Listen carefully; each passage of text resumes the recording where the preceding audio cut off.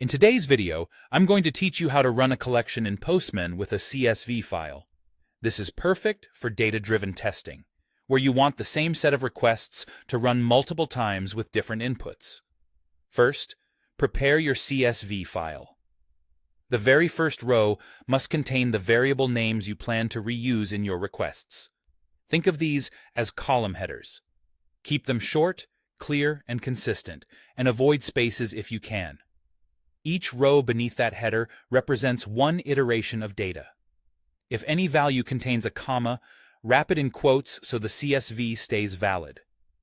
Save the file in standard CSV format so Postman can read it cleanly. Now switch to Postman and wire those variables into your requests. In your request, URL, headers, or body, reference the column names from your CSV using double curly braces. For example, you might use user_id in a path segment, token in an authorization header, or email and password in a JSON body. The names inside the braces must match the CSV headers exactly, including case. If a variable shows up as undefined later, it usually means there's a mismatch between the CSV header and your variable name, or a missing value in that row. When your collection is ready, look at the sidebar and click the Run button next to your collection name. That opens the Collection Runner window. In the runner, locate the Data section. Click Select File or choose Files, then pick your CSV from your computer.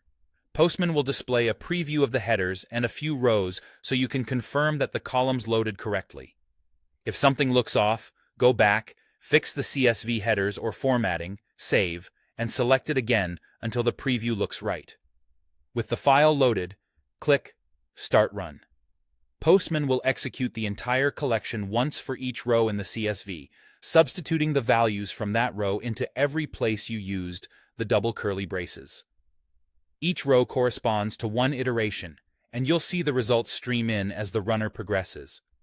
Watch the status codes, response times, and any test results you've added.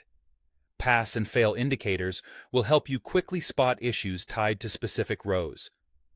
If a request fails on a particular iteration, check that row's data in the CSV and confirm that the variable names in your request match the header names.